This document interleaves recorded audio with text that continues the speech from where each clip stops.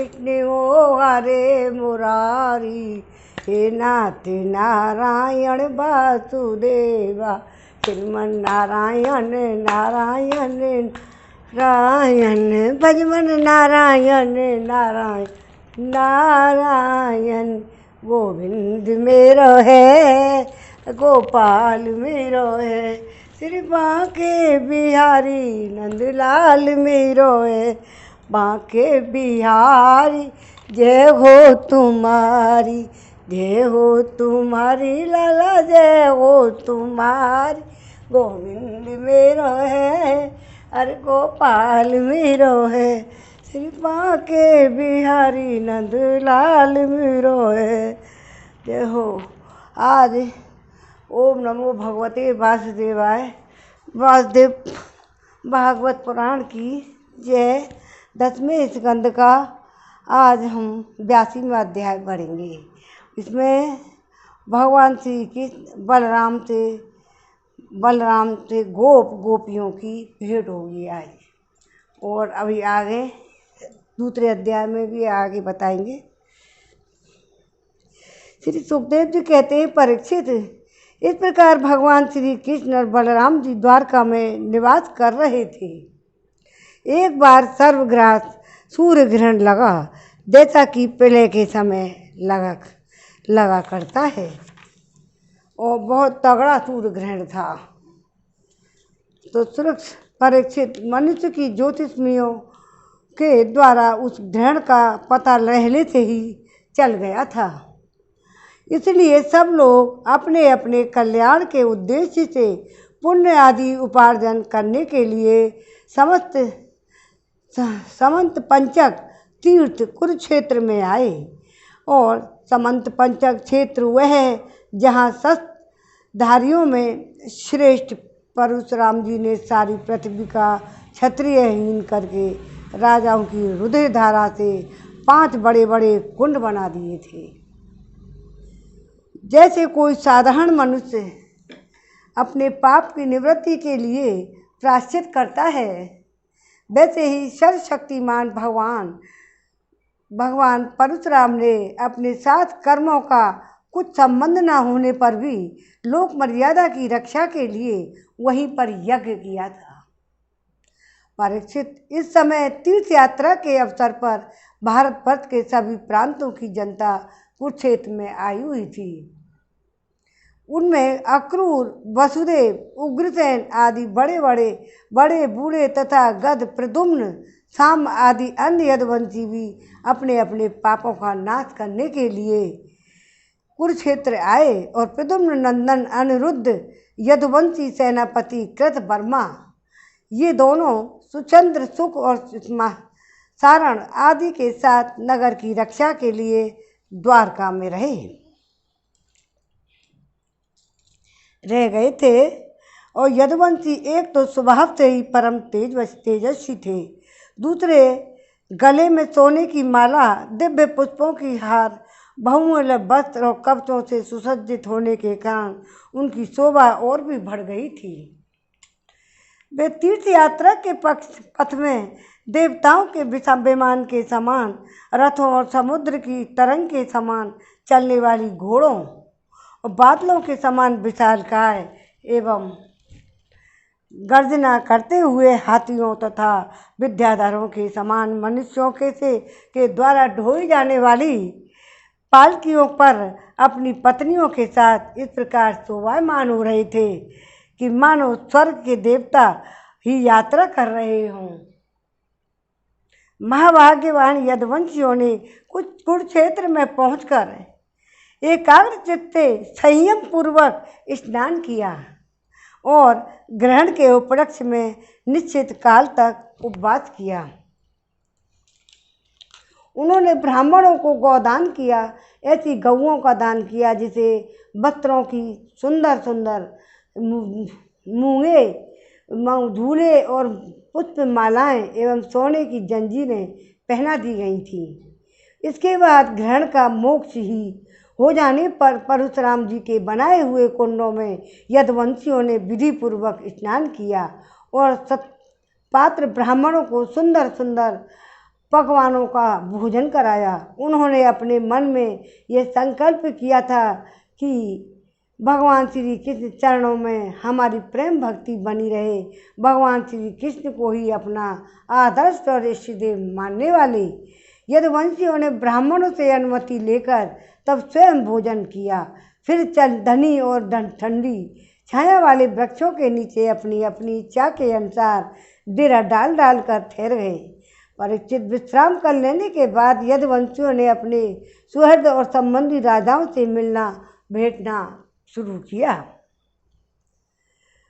वहाँ मत्स्य, उसीनर, कौशल, विदर्भ, कुरु, संजय और कंबोज, कैकई, मद्र, कुंती, आनर्त, केरल, दूसरे अनेकों देशों के अपने पक्ष के सभी तथा शत्रु पक्ष के सैकड़ों नरपति वहाँ आए हुए थे। परीक्षित, इनके अतिरिक्त यदुवंशियों के परम हितैषी बंधु नंद आदि गोप और भगवान के दर्शन के लिए चिरकाल से उत्कंठित गोपियां भी यहाँ आई हुई थी। यादवों ने जब ये सबको देखा, परीक्षित, एक दूसरे के दर्शन मिलन और वार्तालाप को सभी को बड़ा ही आनंद हुआ और सभी के हृदय में कमल एवं मुख कमल खिल रहे उठे। सबके सब एक दूसरे की भुजाओं में भरकर हृदय से लगाते उनके नेत्रों से आंसुओं की झड़ी लग जाती और रोम रोम खिल उठता। प्रेम के आवेग से बोली बंद हो जाती। सबके सब आनंद समुद्र में डूबने और उतराने लगते थे और पुरुषों की भांति स्त्रियां भी एक दूसरे को देखकर प्रेम आनंद में भर गईं। वे अत्यंत सौहार्द और मंद मंद मुस्कान परम पवित्र सी चितवन से देख देख कर परस्पर भेंट अंकवार करने लगीं। वे अपनी भुजाओं में भरकर केसर लगे हुए वक्षस्थल को दूसरी स्त्री के वक्षस्थल से दबाती और अत्यंत आनंद का अनुभव करती। इस समय उनके नेत्रों में प्रेम के आंसू छलकने लगे। अवस्था आदि में छोटों से बड़े बूढ़ों को प्रणाम किया और उन्होंने अपने से छोटों को प्रणाम स्वीकार किया। वे एक दूसरों का स्वागत करके और कुशल मंगल आदि पूछकर फिर श्री कृष्ण की मधुर लीलाएं आपस में कहने सुनने लगे। कितना अच्छा वातावरण होगा उस समय, कितना बढ़िया लगा होगा कि कृष्ण बिछड़े हुए लोग इतने दिन बाद मिलेंगे तो कितना प्रेम आंसुओं से भर गए होंगे उस समय।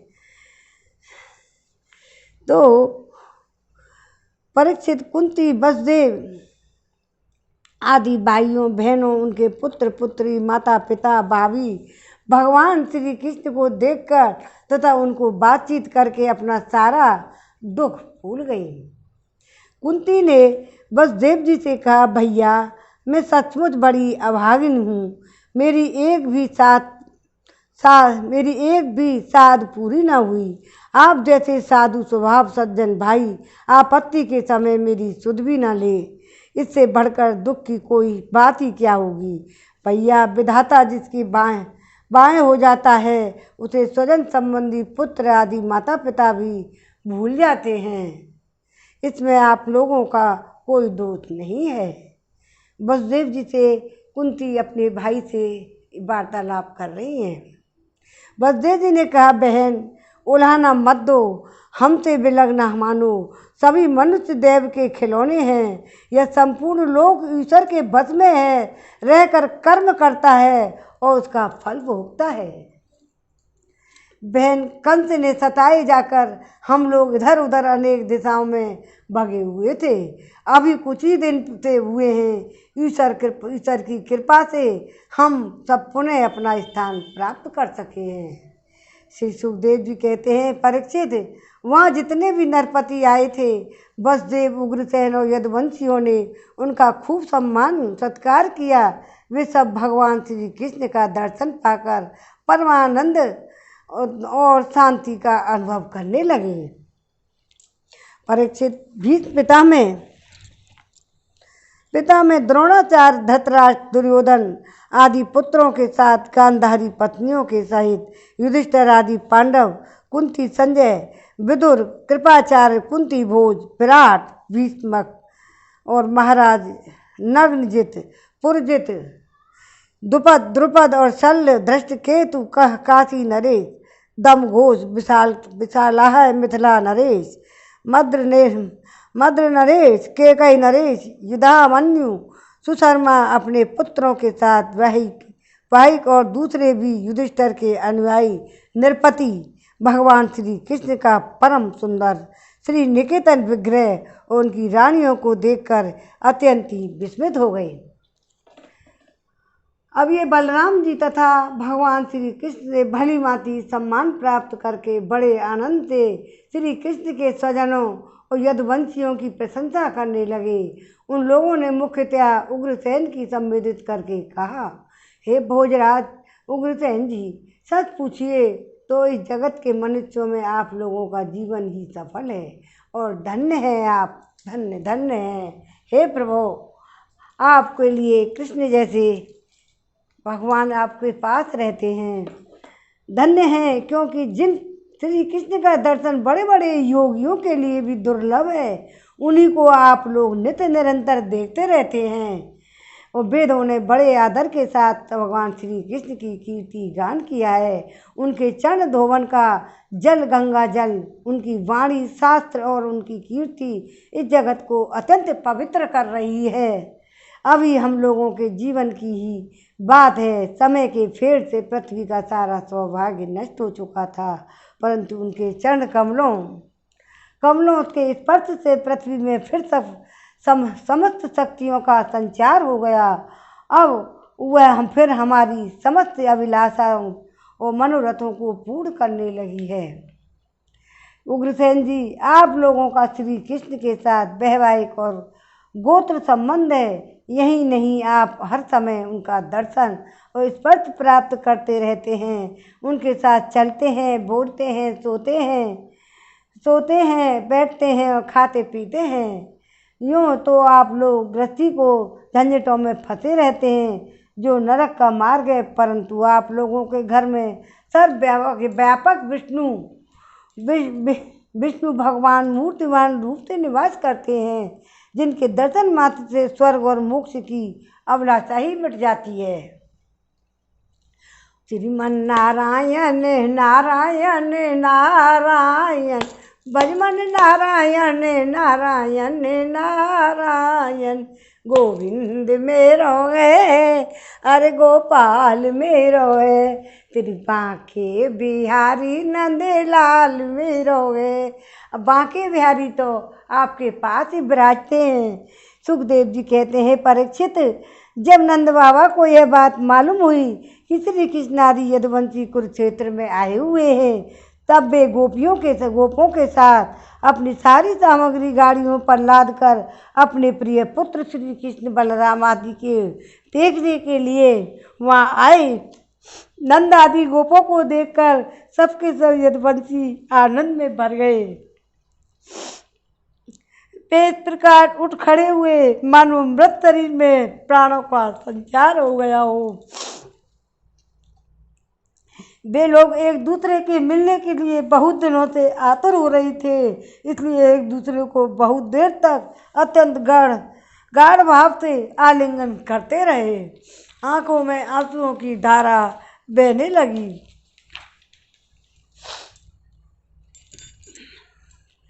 वसुदेव जी के अत्यंत प्रेम और आनंद से विहल होकर नंदी जी को हृदय से लगा लिया। उन्होंने एक एक करके सारी बातें याद हो आईं और कंस किस प्रकार उन्हें सताता था, किस प्रकार उन्हें अपने पुत्र को गोकुल में ले जाकर नंद जी के घर रख दिया था। भगवान श्री कृष्ण और बलराम जी ने माता यशोदा पिता नंद जी के हृदय से लगाकर उनके चरणों में प्रणाम किया। परीक्षित, उस समय प्रेम के उद्देश्य से दोनों भाइयों का गला रुंध गया। वे कुछ भी न बोल सके। माँ भाग्यवती यशोदा जी और नंद बाबा ने दोनों पुत्रों को अपनी गोद में बिठा लिया और भुजाओं से उनका गाढ़ आलिंगन किया। उनके हृदय में चिरकाल तक न मिलने का दुख जो था वो सब मिट गया।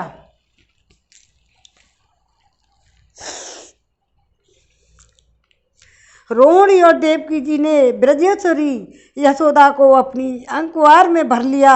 यशोदा जी ने उन लोगों के साथ मित्रता का जो व्यवहार किया था उसका स्मरण करके दोनों का गला भराया। वे यशोदा जी से कहने लगी, हे यशोदा रानी,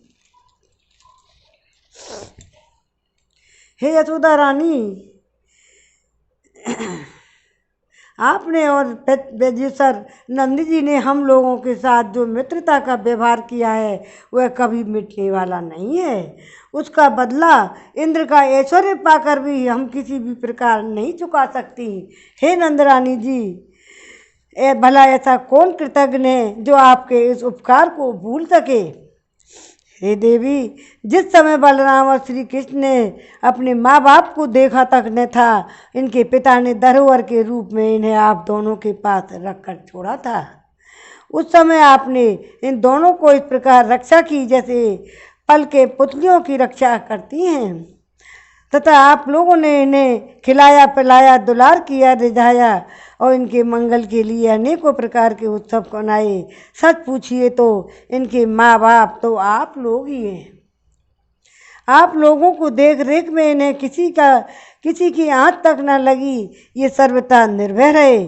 ऐसा करना आप लोगों के अनुरूप ही था, क्योंकि सत्पुरुषों के दृष्टि में अपने पराये का भेदभाव नहीं रहता। हे नंदरानी जी, सचमुच आप लोग परम संत हैं।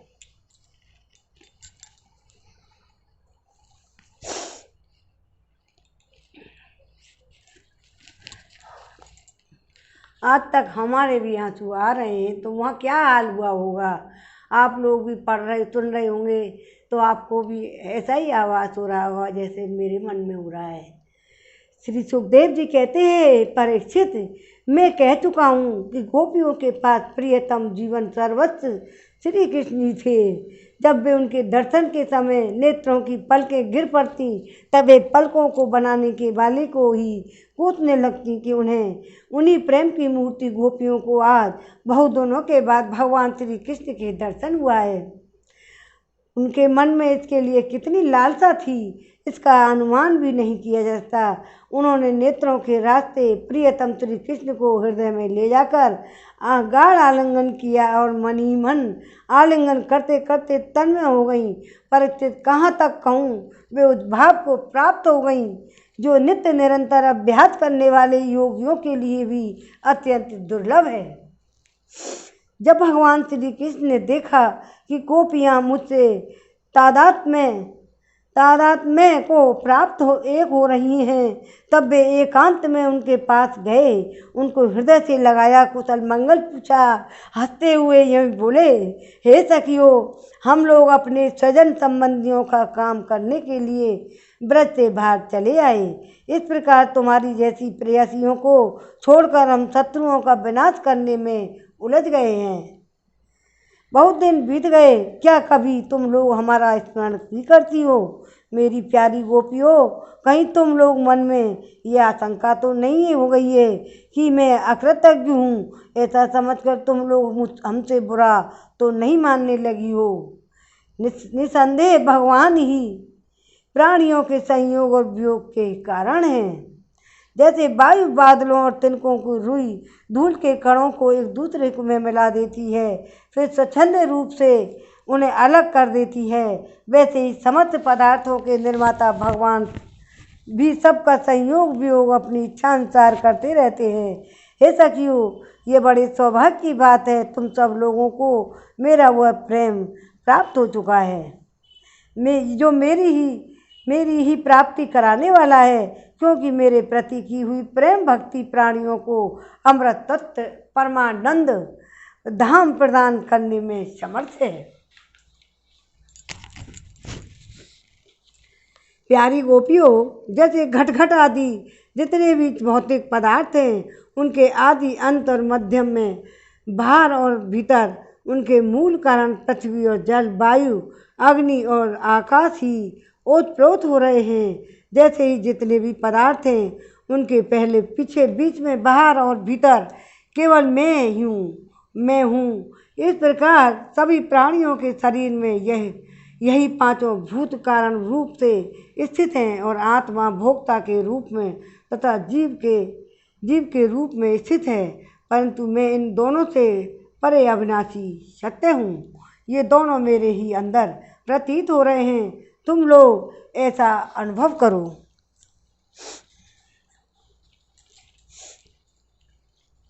श्री सुखदेव जी कहते हैं, परीक्षित, भगवान श्री कृष्ण इस प्रकार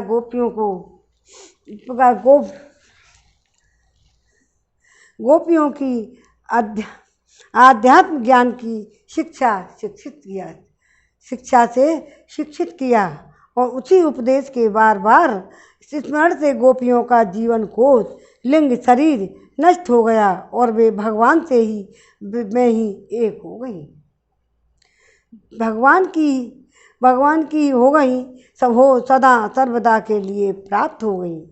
उन्होंने कहा, हे कमलनाथ, अगाध बोध संपन्न बड़े बड़े योगेश्वर अपने हृदय कमल में आपके चरण कमलों का चिंतन करते रहते हैं। जो लोग संसार में कुएं में गिरे हुए हैं, उन्हें उससे निकलने के लिए आपके चरण कमल ही एकमात्र अवलंबन है। हे प्रभु, अब ऐसी कृपा कीजिए कि आपका यह चरण कमल घर गृहस्थ के काम करते रहने पर भी सदा सर्वदा हमारे हृदय में विराजमान रहें और हम एक क्षण के लिए भी उसे न भूलें। अब 82वें अध्याय में विराम हो गया है। अब 83वां अध्याय पढ़ेंगे और आप सुनोगे। भारतवासी,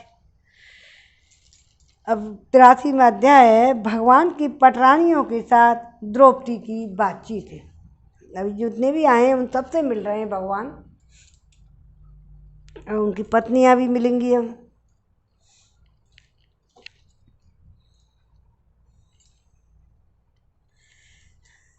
श्री सुखदेव जी कहते हैं, परीक्षित, भगवान श्री कृष्ण ही गोपियों की शिक्षा देने वाले हैं।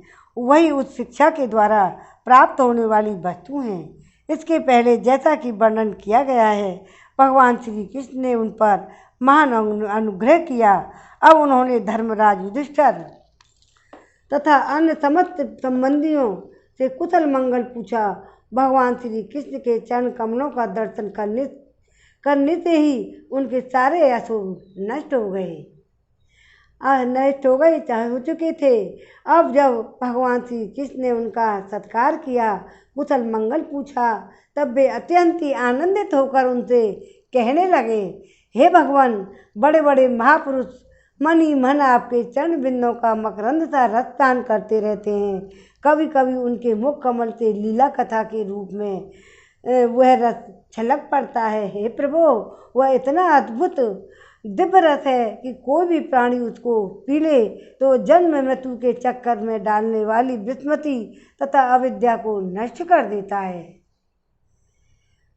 क्या है, थोड़ा दोबारा पढ़ के बताता मैं।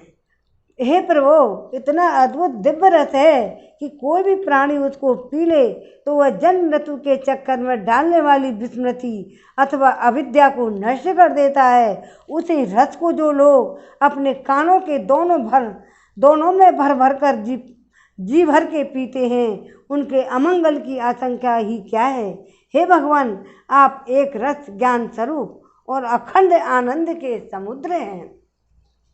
बुद्धि वृत्तियों के कारण होने वाली जागृत, स्वप्न, सुषुप्ति, ये तीनों ही अवस्थाएं आपके स्वयं प्रकाश स्वरूप तक पहुंच ही नहीं पाती, दूर से ही नष्ट हो जाती हैं। आप परमहंसों की एकमात्र गति है।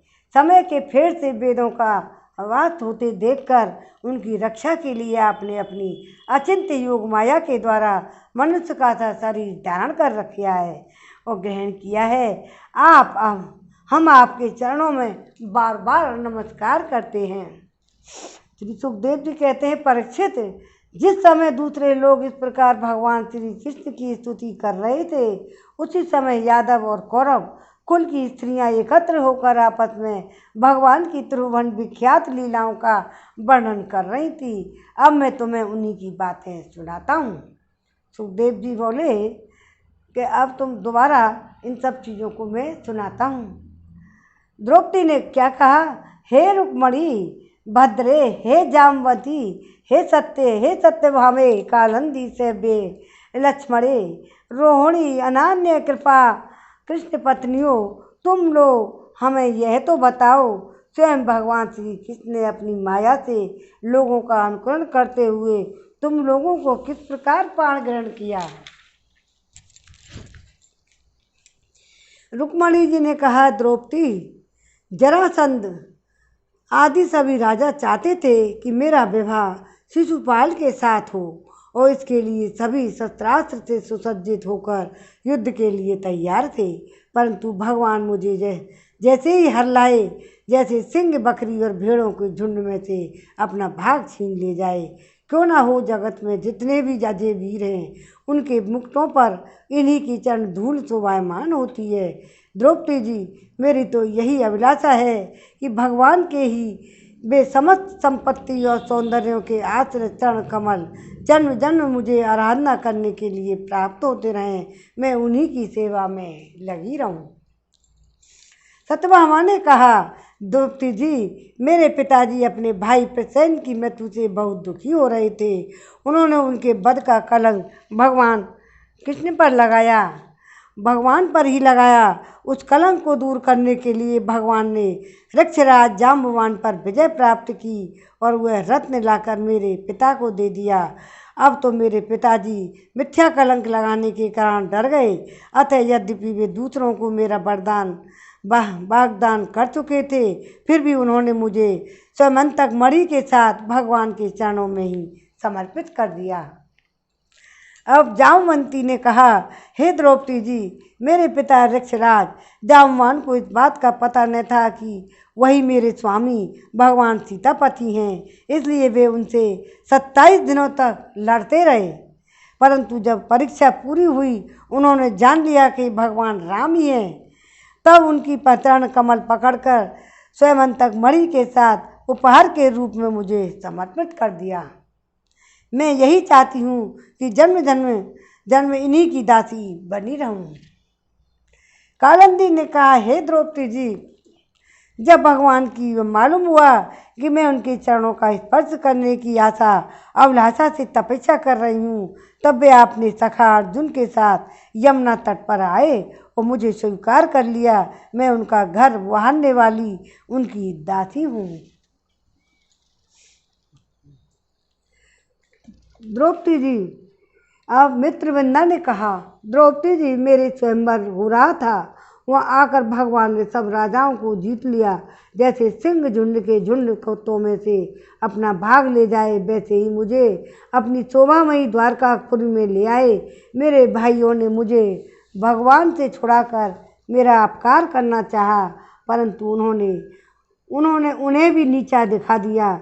मैं ऐसा चाहती हूँ कि मुझे जन्म जन्म उनके पांव पखारने का सौभाग्य प्राप्त हो। ये मित्रविंदा ने कहा था। अब सत्या ने कहा, द्रौपदी जी, मेरे पिताजी ने मेरा स्वयंवर में आए हुए राजाओं के बल पौरुष की परीक्षा के लिए बड़े बलवान और पराक्रमी तीखे सींग वाले 7 बैल रख छोड़े थे। उन बैलों ने बड़े बड़े वीरों का घमंड चूर कर लिया था। उन्हें भगवान ने खेल ही खेल में झपट कर पकड़ लिया, नाथ लिया, बांध लिया। ठीक वैसे ही छोटे छोटे बच्चे बकरी के बच्चों को पकड़ लेते हैं। इस प्रकार भगवान बल पौरुष के द्वारा मुझे प्राप्त कर चतुरंगिनी सेना और दासियों के साथ द्वारका ले आए। मार्ग में जिन क्षत्रियों ने विघ्न डाला, उन्हें जीत भी लिया। मेरी यही अभिलाषा है, मुझे इनकी सेवा का अवसर सदा सर्वदा प्राप्त होता रहे। भद्रा ने कहा, हे द्रौपदी जी, भगवान मेरे मामा के पुत्र हैं। मेरा चित्त इन्हीं के चरणों में अनुरक्त हो गया था। जब मेरे पिताजी को यह बात मालूम हुई, तब उन्होंने स्वयं ही भगवान को बुलाकर अक्षौणी सेना और बहुत सी दासियों के साथ मुझे इन्हीं के चरणों में समर्पित कर दिया। मैं अपना परम कल्याण इसी में समझती हूँ। कर्म के अनुसार मुझे जहाँ जहाँ जन्म लेना पड़े, वहाँ मुझे बस सर्वत्र इन्हीं के चरण कमलों का संस्पर्श प्राप्त हो। लक्ष्मणा ने कहा, रानी जी, देव ऋषि नारद बार बार भगवान के अवतार लीलाओं का गान करते रहते थे। उसे सुनकर या सोच कर कि लक्ष्मी जी ने समस्त लोकपालों को त्याग करके भगवान का अपहरण किया, और मेरा चित्त भगवान के चरणों में आसक्त हो गया। ये साध्वी, मेरे पिता भृतसेन ने मुझ पर बहुत प्रेम रखते थे। जब उन्हें मेरा अभिप्राय मालूम हुआ तब उन्होंने मेरी इच्छा की पूर्ति के लिए यह उपाय किया कि महारानी, जिस प्रकार पांडव वीर अर्जुन की प्राप्ति के लिए आपके पिता ने स्वयंवर में सत्यवेद मत्स्य वेद का आयोजन किया था, उसी प्रकार मेरे पिता ने भी किया। और आपके स्वयंवर की अपेक्षा हमारे यहाँ विशेषता थी कि मत्स्य बाहर से ढका हुआ था, केवल जल में ही उनको परछाई दिख पड़ती थी। जब यह समाचार राजाओं को मिला तब सब ओर से समस्त अस्त्र शस्त्र लेकर तत्वज्ञ हजारों राजा अपने अपने गुरुओं के साथ मेरे पिता की राजधानी में आने लगे। मेरे पिताजी ने आए हुए सभी राजाओं का बल, शौर्य और अवस्था के अनुसार भली भांति स्वागत सत्कार किया। उन लोगों ने मुझे प्राप्त करने की इच्छा से स्वयंवर सभा में रखे हुए धनुष और बाण उठाए। उनमें से कितने ही राजा ने धनुष पर दांत भी न चढ़ा सके, तो उन्होंने धनुष को यूं का त्यों रख दिया। कईयों ने धनुष को डोरी को एक सिरे से दूसरे में बांधकर सिरे तक खींच तो लिया, परंतु वे उसे दूसरे सिरे से बांध न सके। उसका झटका लगने से गिर पड़े। रानी जी, बड़े बड़े प्रसिद्ध वीर जैसे जरासंध, अमष्ट नरेश, शिशुपाल, भीमसेन, दुर्योधन और कर्ण, इन लोगों ने धनुष पर डोरी तो चढ़ा ली, परंतु उन्हें मछली की स्थिति का पता न चला। पांडव वीर अर्जुन ने जल में उस मछली की परछाई देख ली और यह भी जान लिया कि वह कहाँ है। बड़ी सावधानी से उन्होंने बाण छोड़ा भी, परंतु उससे लक्ष्य भेद न हुआ। उनके बाण से केवल उसका स्पर्श मात्र किया। रानी जी, इस प्रकार बड़े बड़े अभिमानियों का मान मर्दन हो गया। अधिकांश नरपतियों ने मुझे पाने की लालसा एवं साथ ही साथ लक्ष्य वेद की चेष्टा भी छोड़ दी। तब भगवान ने धनुष उठाकर खेल ही खेल में अनायासी उस पर डोरी चढ़ा दी और बाण साधा जल में केवल एक बार मछली की परछाई देखकर बाण मारा तथा उसे नीचे गिरा दिया। उस समय ठीक दोपहर ही हो रहा था। सर्वथा साधक अभिजीत नामक मुहूर्त बीत रहा था। देवी जी, उस समय पृथ्वी पर जय जयकार होने लगा और आकाश में दुंदुभियां बजने लगी। बड़े बड़े देवता आनंद विह्वल होकर पुष्पों की वर्षा करने लगे। रानी जी, उसी समय मैंने रंगशाला में प्रवेश किया। मेरे पैरों के पाजे रुनझुन बोल रहे थे। मैंने नए नए उत्तम रेशमी वस्त्र धारण कर रखे थे। मेरी चोटियों में मालाएं गुथी हुई थी। मुंह पर लज्जा मिश्रित मुस्कुराहट थी। मैं अपने हाथों में रत्नों का हार लिए हुए थी, जो बीच बीच में लगे हुए सोने के कारण भी चमक रहा था। रानी जी, उस समय मेरा मुखमंडल घनी घुंघराल हलकों से सुशोभित हो रहा था। उस समय कपोलों पर कुंडलों की आभा पड़ने से और भी चमक उठा था। मैंने एक बार अपना मुख उठाकर चंद्रमा की किरणों के समान सुशीतल हास्य रेखा और तिरछी चितवन से चारों ओर बैठे हुए राजाओं की ओर देखा। वे धीरे से अपनी वरमाला भगवान के गले में डाल दी। यह तो कह ही चुकी हूँ कि मेरा हृदय पहले से ही भगवान के प्रति अनुरक्त था। मैंने जो ही वरमाला पहनाई तो ही मृदंग, पखावज, शंख, ढोल, नगारे, बाजे बजने लगे। नट और नर्तकियाँ नाचने लगी, गवैया गाने लगी। हे द्रौपदी जी, जब मैंने इस प्रकार अपने स्वामी प्रियतम भगवान को वरमाला पहना दी और उन्हें वरण कर लिया, तब कामातुर राजाओं को बड़ा डहा हुआ। वे बहुत ही चिढ़ गए। चतुर्भुज भगवान ने अपने श्रेष्ठ और 4 घोड़ों वाले रथ पर मुझे चढ़ा लिया और हाथ में शांग धनुष लेकर और कवच पहनकर युद्ध करने के लिए रथ पर खड़े हो गए। पर रानी जी, दारुक ने सोने के साथ सामान से लदे हुए रथ को सब राजाओं के सामने ही द्वारका के लिए हाँक दिया।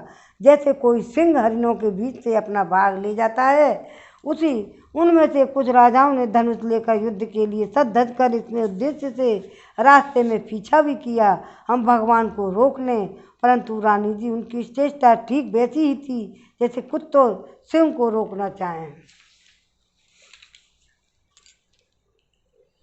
सांग धनुष के छूटे हुए तीर से किसी की बाँह कट गई, किसी ने पैर कटे, किसी की गर्दन उतर गई। बहुत से लोग तो बहुत ही रणभूमि में ही सदा के लिए सो गए, बहुत से युद्ध भूमि छोड़कर भाग खड़े हुए।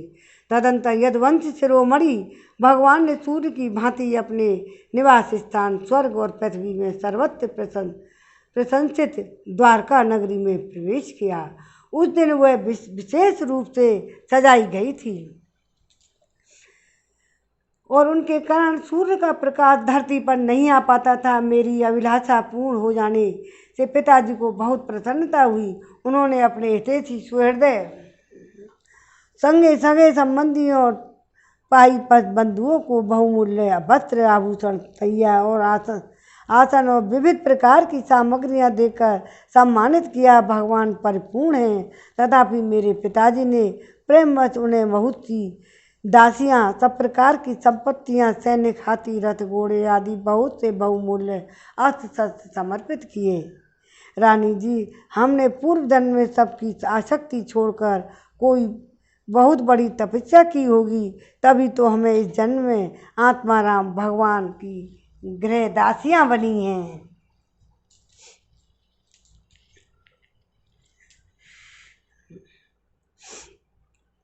16,000 पत्नियों की ओर से रोहिणी जी ने कहा। भौमासुर ने दिग्विजय के समय बहुत से राजा को जीतकर उनकी कन्या हम लोगों को अपने महल में बंदी बना रखा था। भगवान ने यह जानकर युद्ध में भौमासुर और उनकी सेना का संहार कर डाला और स्वयं पूर्ण काम होने पर भी उन्होंने हम लोगों को वहाँ से छुड़ाया, प्राण ग्रहण करके अपनी दासी बना लिया। रानी जी, हम सदा सर्वदा उन्हीं के चरणों में चरण कमलों का चिंतन करती रहती थी, जो जन्म मृत्यु रूप संसार से मुक्त करने वाले हैं। साध्वी द्रौपदी जी, हम साम्राज्य और इंद्रपथ अथवा इन दोनों के भोग, अणमा आदि ऐश्वर्य, ब्रह्मा जी का पद, मोक्ष अथवा सालोक के सारूप पे युक्त मुक्तियाँ कुछ भी नहीं चाहती। हम केवल इतना ही चाहती हैं कि हमारे प्रियतम प्रभु के सुकोमल चरण कमलों की यह रज श्री रज सर्वदा हमारे सिर पर वहन किया करें, जो लक्ष्मी जी के वक्षस्थल पर लगी हुई है, केसर की सुगंध से युक्त है। उदार शिरोमणि भगवान के जिन चरण कमलों का स्पर्श उनके गौ चराते समय गोपियाँ भील के तिनके और घास सताए तक करना चाहती थी, उन्हीं के हमें भी चाह है। अब 83वां अध्याय में विराम हो गया है। अब आरती का टाइम हो गया है। श्री वसुदेव जी का यज्ञोत्सव होगा 84 अध्याय में, हम इनको अब कल पढ़ेंगे। श्री सुखदेव जी का वार्तालाप होगा और उसमें श्रीमन नारायण नारायण नारायण भजमन नारायण नारायण नारायण, गोविंद मेरो है गोपाल मेरो है, श्री बांके बिहारी नंदलाल मेरो है, बांके बिहारी जय हो तुम्हारी, गोविंद मेरो है गोपाल मेरो है, श्री बांके बिहारी नंदलाल मेरो है। जय जय श्री जय जय राधे कृष्णा राधे गोविंद, जय जय राधे कृष्णा राधे राधे गोविंद, केशव जी कल्याण गे धराणे छविले लाल, मदन मोहन श्री वृंदावन चंद, जय जय राधे राधे कृष्णा राधे गोविंद, देवकी के छैया लाल बलभद्र जू के भैया लाल, जाको मुख देखते कटते आते, जय जय राधे कृष्णा राधे गोविंद, जय जय राधे राधे कृष्णा राधे गोविंद ब्रजपति ब्रजराज सुरन के सारे काज मुरलीधरण देखते आनंद। जय जय राधे कृष्णा राधे गोविंद चक्र भोज चक्रपाण देव की नंदन देव नंद को नंदन स्वामी असुर निकंदन माधो जी मुकंद मधुसूदन बिहारी रास को रचैया स्वामी गोकुल चंद। जय राधे कृष्णा राधे गोविंद राधिका रमण प्रभु यशोदा जी के नंदन हरि यसे गावे स्वामी परमानंद। जय जय राधे कृष्णा राधे गोविंद ललिता विशाला हरि मंजली आनंद। जय जय राधे कृष्णा राधे गोविंद जय जय राधे कृष्णा राधे बोल राधा कृष्ण की जय। आज के आनंद की जय। अब आरती है जाए। श्री भागवत भगवान जी की आरती। श्री भागवत भगवान की है आरती, पापियों को पाप से है तारती। श्री भागवत भगवान की है आरती, पापियों को पाप से है तारती। ये अमर ग्रंथ ये मुख्य पंथ ये पंचम वेद निराला, नव ज्योति जगाने वाला हरि गान यही वरदान यही जग की मंगल की आरती। पापियों को पाप से है तारती। ये शांति गीत पावन पुनीत साकोप मिटाने वाला हरि दर्श दिखाने वाला है सुख करनी है दुख हरणी श्री मधुसूदन की आरती। पापियों को पाप से है तारती। ये मधुर बोल जग फंद खोल सन्मार्ग दिखाने वाला बिगड़ी को बनाने वाला श्री राम यही घनश्याम यही प्रभु की महिमा की आरती। पापियों को पाप से है तारती। श्री भागवत भगवान की है आरती, पापियों को पाप से है तारती। ओम नमो भगवते वासुदेवाय नमः। आनंद की जय। जय जय श्री राधे राधे श्याम।